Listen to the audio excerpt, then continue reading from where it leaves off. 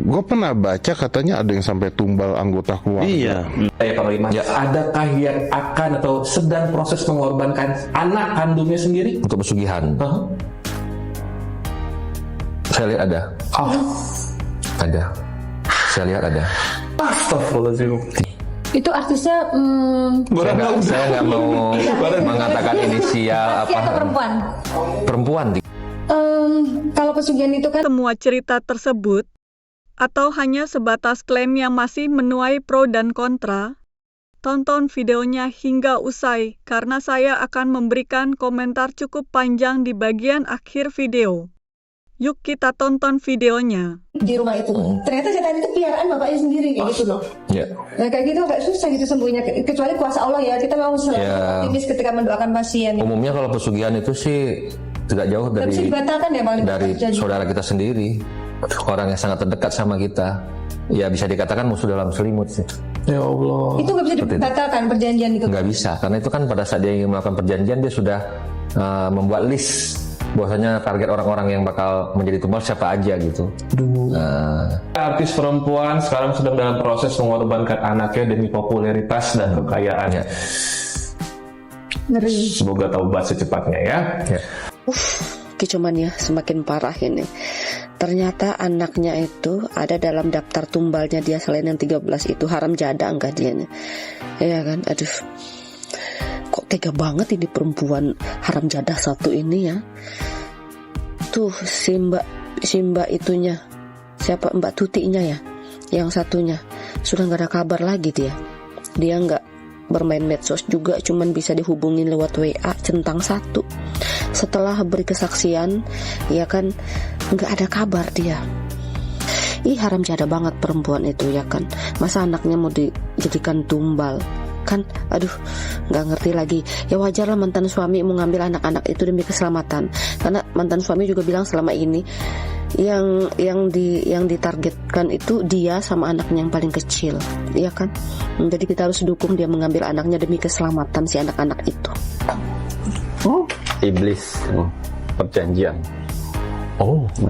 Ya perjanjian dan itu. Nah itu tadi Ya, apabila si suaminya ini tidak bisa direnggut nyawanya karena sudah mulai dilindungi dari berbagai macam orang, ya, iblis bisa luluh. Tapi dia minta pengganti anakmu atau orang tuamu. Kalau tidak, kamu yang saya habiskan. Ini dia. Bisa dinegosiasi, tapi itu tadi pilihannya. Berat kan? Berat. anak Ya. atau Ini si suaminya udah dibentengin nih, dan suami sudah mulai tahu nih. Sebenarnya suami udah mulai tahu, udah lama sih tahunya. udah mulai lama tahunnya. Tapi dia coba untuk anggap, udahlah. Waduh. Waduh, nanti apakah yang kemarin, mohon maaf, yang udah itu salah satu karena tidak bisa mengambil suaminya ya Rek ya? Tapi ya udahlah ya. Apa benar nih ya, jika orang yang sudah menggunakan sihir akan susah meninggal? Sebenarnya susah meninggal ini bukan karena malaikat itu nggak mampu mencabut nyawa ya. Sihir itu bagian dari istidraj. Istidraj itu sesuatu yang diulur-ulur sama Allah sampai batas waktu yang telah ditentukan. Allah kasih itu ke para pelaku maksiat, orang-orang yang masih ingkar, orang-orang pelaku dosa, dikasih banyak dunia, dikasih banyak kemampuan, sampai batas waktu tertentu dia dijatuhkan sejatuh-jatuhnya. Inilah akibat yang diterima jika nekat melakukan pesugihan. Jangan sampai kalian terjerumus juga. Kira-kira Mbak Yana ini kekayaannya, menikmati kekayaannya berapa lama, Bu? Ya sekitar 7 tahunan. 7 tahun? Iya. Itu kaya terus ya? Ya. Ada yang meninggal lain nggak di rumahnya yang Lastri itu? Kalau yang di rumah Lastri sih pernah ada yang bilang seperti itu, setelah nginep di rumah Lastri sakit. Nah setelah sakit meninggal. Warga situ juga? Bukan, temannya Lastri juga. Dibawa ke situ terus meninggal ya? Iya, terus meninggal. Makanya pas saya tetangga gitu kan, pas saya keluar, kamu habis ngapain, tanyain habis nginep. Aduh, katanya tuh. Alhamdulillah kamu gak napa-napa gitu. Terus jangan lagi jangan mau kalau minta temenin tidur lagi katanya. Nah terus setelah itu rumahnya udah dijualin semua, Mas Risnonya juga udah bangkrut, pulang ke kampung dengan rumah yang kecil.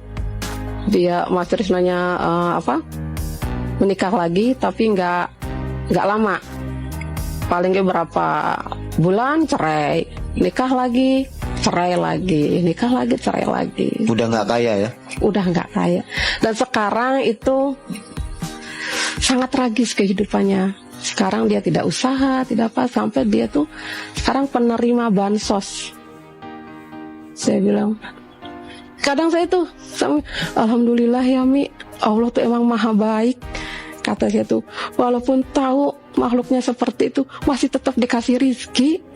Kata saya tuh, makanya kita harus yakin sama kekuasaan Allah. Kata Umi tuh seperti itu. Nah, udah, ini pelajaran buat kita, supaya kita tidak ceroboh. Kita juga harus waspada. Kita tuh emang bangsa goib itu ada. Kita harus yakini itu, katanya gitu. Kira-kira pesugihan apa tuh Bu ya? Kalau dilihat dari makhluknya mah kayak genderuwo kayaknya ya. Soalnya tinggi besar, hitam, matanya merah. Yang saya lihat itu. Dan baunya itu yang saya nggak tahan.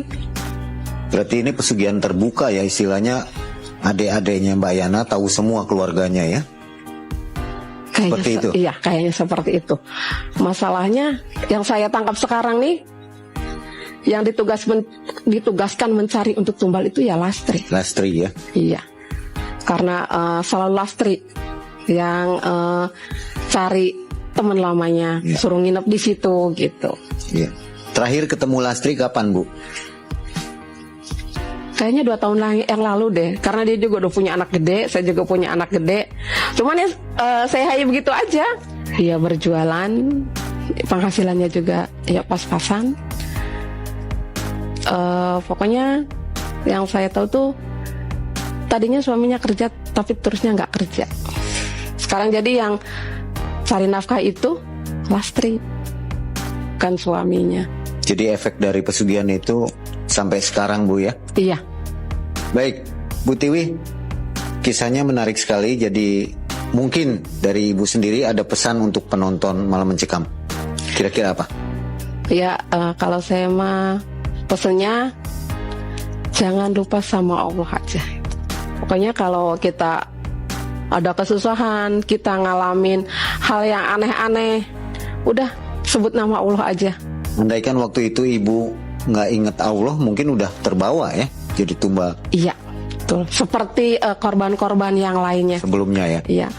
Makanya alhamdulillah di keluarga saya, Umi sama bapak saya itu selalu menekankan ke anak-anaknya sholat tepat waktu, harus baca Al-Quran setiap hari.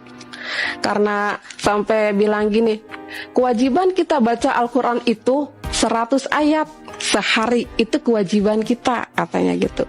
Jadi kalau kita nggak baca Al-Quran sehari 100 ayat itu belum memenuhi kewajiban kita untuk membaca Al-Quran, katanya seperti itu. Oke.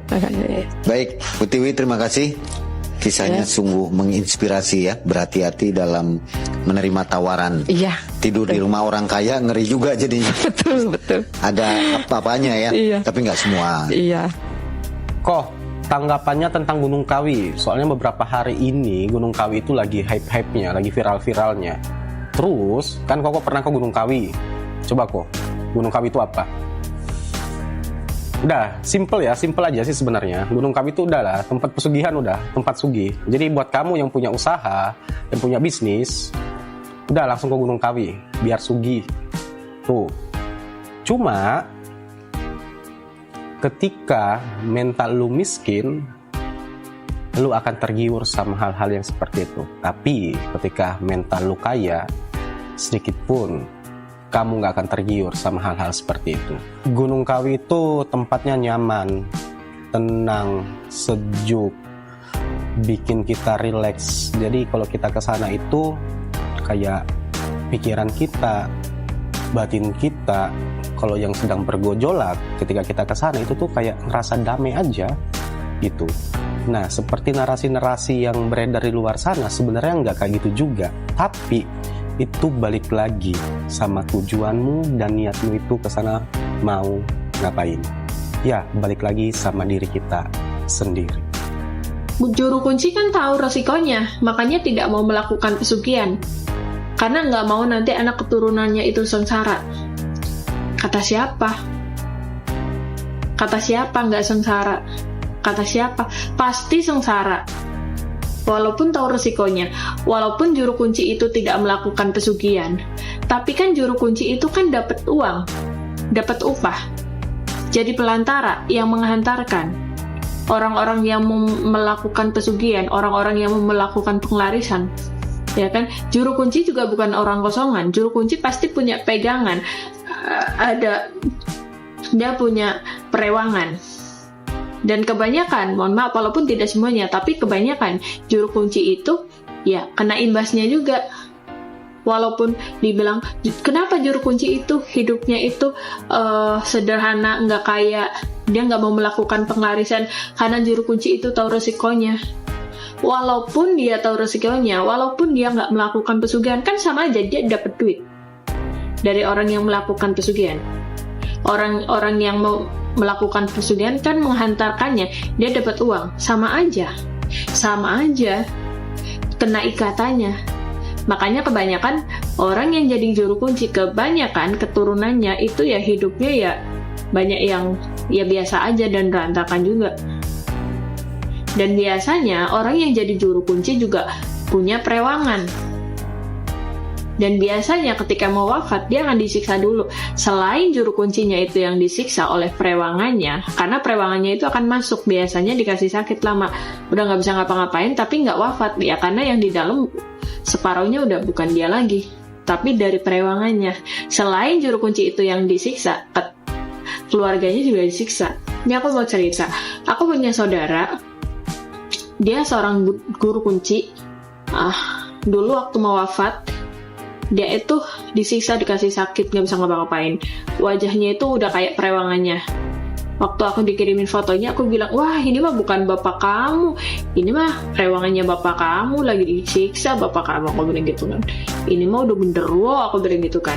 Nah terus, dah lakuin apa yang aku suruh, ya ambil ini, lakukan.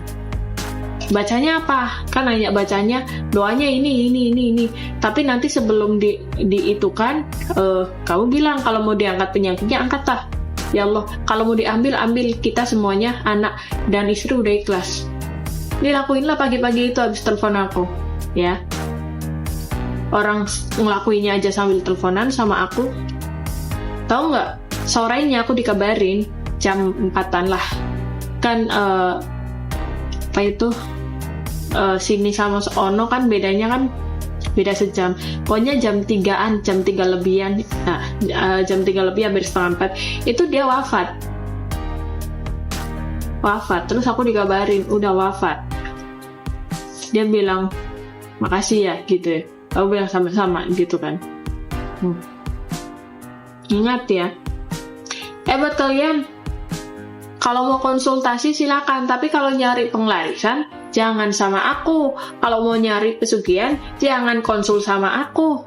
Kalau mau tanya sama aku, konsultasi mengenai pasangan kamu, kek. Ya, masalah apa, kek? Kamu ini sakitnya medis atau non medis? Ini sakitnya kena apa? Kena sihir atau dari perbuatan kamu sendiri? Atau mengenai nanya apa, kek? Kalau nanya pesugihan atau mau jahatin orang, mau nyihir orang, saya itu tidak bisa, paham? Saya itu tidak seperti itu. Saya itu bukan dukun. Tapi kalau mau konsultasi hal-hal yang lain, melihat sesuatu yang nggak berurusan dengan pesugihan, penglarisan, atau berbuat jahat sama orang, itu nggak apa-apa. Tapi kalau udah mengenai pesugihan, penglarisan, jangan tanya sama aku. memang aku membahas pesugihan. Aku bilang kalau pesugihan itu kebanyakan 75% itu emas. Tapi bukan pesugihan emas yang dimaksud. Orang kalau melakukan pesugihan itu biasanya itu dapatnya emas.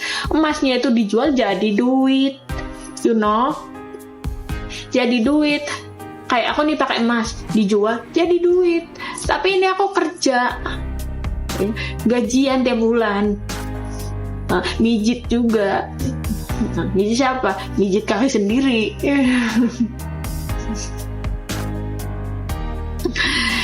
Ingat ya, orang-orang yang punya terewangan. Terewangan beda ya sama namanya itu. Terewangan itu beda sama leluhur, beda ya. Kalau orang-orang yang didampingi leluhur itu orang-orang spiritual. Spiritual itu beda dengan supranatural, beda dengan dukun. Karena apa? Nanti aku ngebahas spiritual itu apa ya. Spiritual itu apa nanti aku bahas. Oke, terima kasih. Mantan orang terbesar di Indonesia. Nah, ke sana. Kita bahas rokok bentul. Oke, kenapa Gunung Kawi, rokok bentul. Ini gue juga baru tahu nih. Jadi salah satu kisah paling terkenal adalah kisah Ong Hok Leong, pengusaha yang kemudian mendirikan perusahaan rokok bentul. Nah, jadi katanya nih si Om Hok itu datang menjenguk Tan Kiam, gue juga nggak tahu, bertemu dengan Mbah Juwul. Nah, kemudian Mbah Juwul memberikan 2 biji bentul kepada Om Hok sebagai tanda restu, doa, dan simbol keberuntungan. Dari sana mendirikan usaha rokok bentul, ya kan?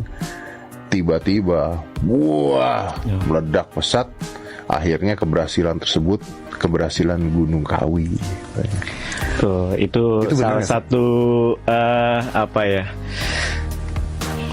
peziarah atau yang berdoa di sana yang berhasil tuh Om. Yang ritual di sana tuh berhasil. Itu benar berarti? Iya, banyak ceritanya sih. Ya, maksudnya kejadian itu benar? Iya. Ada salah satu kuncen yang juga pernah ngomong seperti itu gitu. Dia bentar. Iya. Dia jangan langsung musyrik nih di awal-awal kita. Iya. Jangan dulu. Berhasil, Mat. Kita harus tanya dulu, Mat. Jadi Gunung Kawi ini awalnya itu kan ini gunung berapi yang tidak aktif dan memang gak ada sejarahnya tuh, pernah meletus segala macam. Terus juga ada beberapa orang-orang yang dahulu seperti Mbah Jugo dan juga Raden Mas Sujono. Mbah Jugo ini, aku latar belakang dulu ya. Iya, oke. Ya, kita paham. Mbah Jugo ini adalah beliau penasehat spiritualnya Pangeran Diponegoro. Oh, ini tuh sampai ke belakang Pangeran Diponegoro. Iya, ke belakang dulu kita harus belakang dulu dong. Ini tuh sampai zaman Diponegoro. Iya. Kenapa tempat Gunung Kawi ini menjadi tempat salah satu ritual yang ya sampai sekarang seperti ini gitu loh. Oke. Nah, Mbah Jogo ini adalah tadi selain penasehat juga dia ini tabib sakti Om. Tabib sakti yang pernah mengendalikan wabah kolera di Jawa Timur waktu itu. Sampai akhirnya beliau meninggal bersama juga dengan Raden Mas Imam Sujono, sahabatnya. Nah, di sanalah mulai banyak peziarah yang awalnya itu mendoakan beliau. Oke. Berdua ini mendoakan. Iya, mendoakan beliau. Tapi makin lama makin kesini banyak banget pemikiran yang dimana nggak cuma berdoa untuk beliau, tetapi meminta juga. Pakai jadilah banyak kisah-kisah sukses. Kisah-kisah. Ya, Mbah Jogo ini dikenal sakti. Nah, dimana ketika di Indonesia kan orang sakti itu kan banyak yang memuja gitu ya Om ya. Oke, tapi kan konteksnya kan datang untuk ziarah kan? Iya, berziarah awalnya. Awalnya ya. Iya, cuman banyak sekali selain berziarah akhirnya punya niatan coba deh meminta sesuatu gitu. Nah, bro, nih pertanyaan nih gue juga penasaran. Ada ketika minta sesuatu tuh, kalau tadi bentul kan salah satu tuh. Apakah ada tuh contoh-contoh meminta sesuatu dan berhasil, kisah-kisah itu? Ada dong, banyak. Salah satunya orang mantan mantan orang terbesar di Indonesia. Mantan orang terbesar di Indonesia, bentar. Rai. Itu ukuran. Ini mau ukuran. Orang besar. Kita mau main di ukuran atau mau di tingkatan jabatan Ini gitu. tolong disensor mungkin. Nah, ke sana. Wih, jangan bikin gosip. Ini diceritakan oleh Kuncene, Pak. Di Perginya ini ya kan hiking. Di bib boleh kan? dong, di bib boleh. Pergi hiking kan, bukan minta. Bukan. Maksudnya lurusin dulu nih. Maksudnya hiking, wisata atau ziarah. Iya, karena dari tadi kan kita udah bahas yang permintaan lah, meminta. Tiba-tiba pernah ke sana. Aku dengarnya ya, cerita dari Kuncene adalah bahwa Bapak ke sana itu benar-benar berdoa di sana. Ini pada saat beliau sebelum jadi, kan beliau punya Ini ngedetail susah nih bos. Kalau lo ngomong begitu terus juga. Saya udah balik ya. Ngedetail susah nih. Nggak gini kalau emang ini valid nih. Kalau emang kan ini beliau bip. Ya, Om, kalau memang beliau punya fakta atau data yang valid ya. Kita Tapi ngapain kan dia ada Kuncene, ada ini kok, ada Pernah di video. ngomong? Pernah ngomong di berita? Ada di video? Di video, di YouTube ada. Oh, di YouTube ada? Di YouTube ada. Oh, Nah. ada di YouTube. Berarti boleh Kamu dong. pernah dengar ini? Nggak pernah gua. Lu pernah Hilang dengar? dari peredaran gitu. Mungkin bukan hanya itu yang hilang, tapi yang ngomong. Tapi gue belain Pak. Masuk lagi. Kan bisa aja beliau ke sana emang untuk ziarah. Ya. Terus kalau misalnya ada permintaan dan sebagainya, ya namanya orang ziarah dan sebagainya. Kadang-kadang gue kalau ke makam orang tua gue juga, gue Pak, tolong bantuin ya, doain. Kan bisa begitu juga dong, ya kan? Tapi kan kebenaran apakah keberhasilan itu karena ke Gunung Kawi tidak pernah ada penjelasan logis dong. Betul. Itulah yang menjadi opini dari masyarakat, menjadi berlebihan, sehingga kalau ke sana, doa di sana, ritual di sana itu berhasil. Udah pasti berhasil. Itulah yang dipegang. Oke, tapi maaf nih, tadi kan kata lu itu salah satu contoh. Berarti ada contoh lain? Ada. Nah, ini. Tapi ini mau cerita yang mana dulu? Ada banyak. Banyak, Pak. Ya udah kasih beberapa contoh lah ya. Kasih beberapa contoh. Dua deh. Ini ada lagi pedagang beras. Pedagang. Ini pengusaha beras. Bos, dari orang terbesar di Indonesia sampai pedagang beras turun tuh. Ini pengusaha beras, kepala. Tolong dibip. Capek gila. Juga pernah ke sana, Om. Bagi-bagi beras dong. Ya siapa tahu kan ada program mungkin untuk semua masyarakat kan harus kita swasembada ini. Benar, bagi-bagi beras pada saat sudah berhasil. Mana? Lah, kalau sudah berhasil sesajen namanya. Oh, di sana ada yang namanya selamatan. Maksudnya bersyukur, berterima kasih sebagai terima kasih sebagai bentuk terima kasih. Akhirnya biasanya para orang-orang yang berhasil ini itu melakukan sesuatu gitu, kayak bagi-bagi beras. Bahkan tempat ibadah yang ada di sana itu dibangun oleh orang tersebut, orang-orang yang berhasil berdoa di sana. Melakukan ritual di sana. Oke, itu tadi contoh kedua. Tadi Bang saya minta dua kan. Satu lagi. Artis banyak juga. Aku pernah lihat bahkan kayaknya di kontennya entah Bang Marcel pernah ke sana ya. Sempat melihat juga ada foto-foto. Ya artis sih gitu. Apa yang diminta bro kalau artis bro? Kalau pengusaha gue tau lah. Yang semisal penyanyi gitu ya. Supaya banyak yang penggemarnya segala macam, dipanggil job terus menerus. Iya, berarti ujung-ujungnya ini ya kesuksesan gitu. Iya. Kalau di Hollywood atau di luar kan kita dengar kalau si A satanik nih. Iya benar. Si B satanik nih. Berarti di sini kawi berarti ya. Kawi. Makanya kawi itu bisa dibilang enggak dong, jangan bilang itu satanik dong. Enggak maksudnya paham. Seolah-olah kalau di sana tuh diidentikan dengan. Setelah menyaksikan keseluruhan video ini, saya pribadi merasa pembahasan seperti ini memang sangat menarik untuk diikuti karena menyentuh sisi kepercayaan, budaya, sejarah hingga pengalaman spiritual yang sering menjadi perbincangan masyarakat Indonesia. akan sampaikan dalam video ini berasal dari pengalaman pribadi, kesaksian seseorang, atau penafsiran narasumber terhadap suatu kejadian. Cerita seperti ini tentu bisa menjadi bahan diskusi dan membuka wawasan mengenai bagaimana sebagian masyarakat memandang dunia spiritual.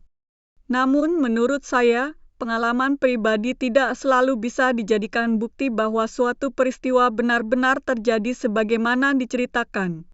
Bisa saja ada orang yang mempercayainya sepenuhnya, ada pula yang memilih bersikap skeptis. Menurut saya, kedua sikap tersebut sama-sama wajar selama tetap disampaikan dengan saling menghormati. Yang paling menarik perhatian saya justru bukan soal kisah-kisah mistisnya, melainkan bagaimana sebuah cerita bisa berkembang begitu cepat di media sosial. Ketika sebuah potongan video viral, banyak orang langsung menarik kesimpulan tanpa mencari konteks secara utuh. Akibatnya, opini publik bisa terbentuk hanya dari cuplikan beberapa menit. Saya pribadi selalu berusaha mengingatkan diri sendiri agar tidak mudah percaya begitu saja terhadap informasi yang masih berupa dugaan atau cerita sepihak.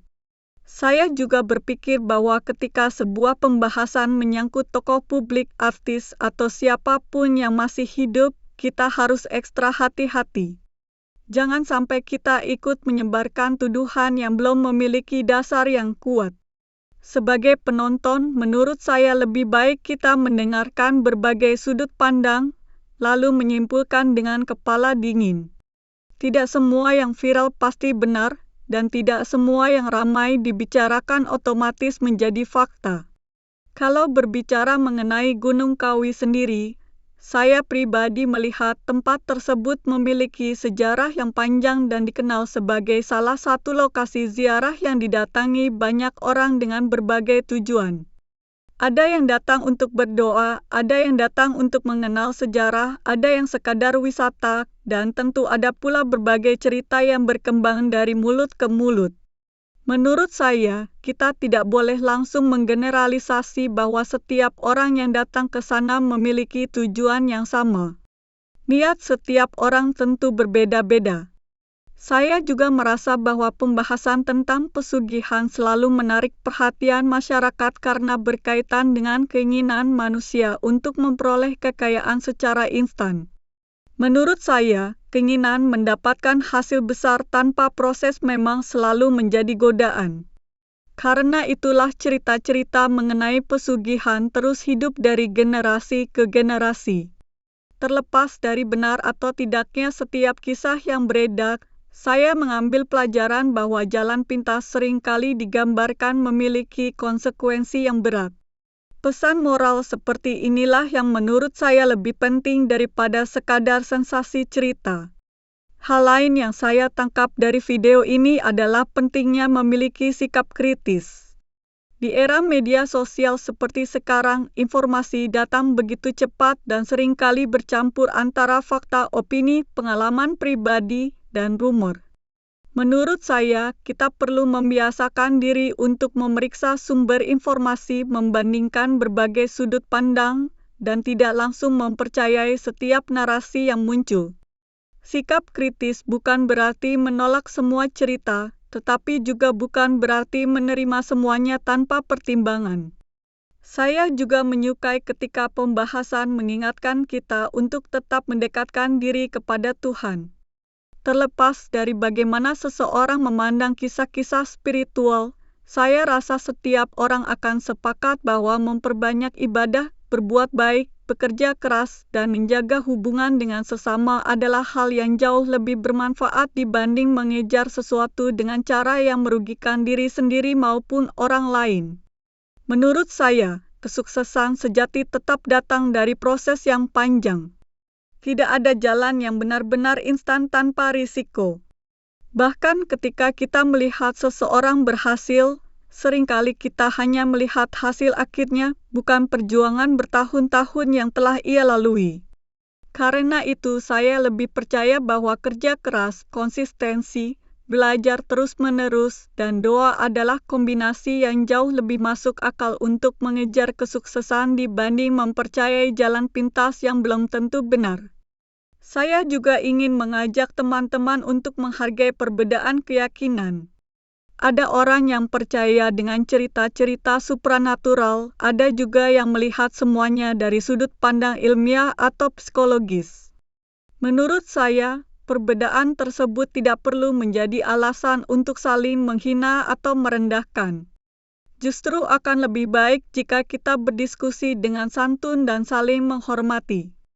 Sebagai penutup, saya ingin mengingatkan bahwa video seperti ini sebaiknya kita jadikan sebagai bahan diskusi dan refleksi, bukan sebagai dasar untuk menghakimi siapapun.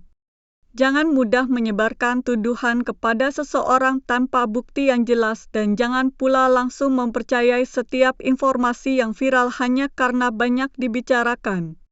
Mari kita tetap menjadi penonton yang cerdas, kritis, dan bijak dalam menyikapi berbagai informasi yang beredar. Kalau menurut kalian bagaimana? Apakah kalian melihat pembahasan ini sebagai cerita yang patut dipercaya, sekadar hiburan, atau justru sebagai pengingat agar kita lebih berhati-hati dalam menyikapi informasi di media sosial? Tulis pendapat kalian di kolom komentar, tetapi tetap gunakan bahasa yang sopan dan saling menghormati. Jangan lupa like, subscribe, dan aktifkan lonceng notifikasinya agar tidak ketinggalan video reaksi menarik berikutnya. Sampai jumpa di video selanjutnya.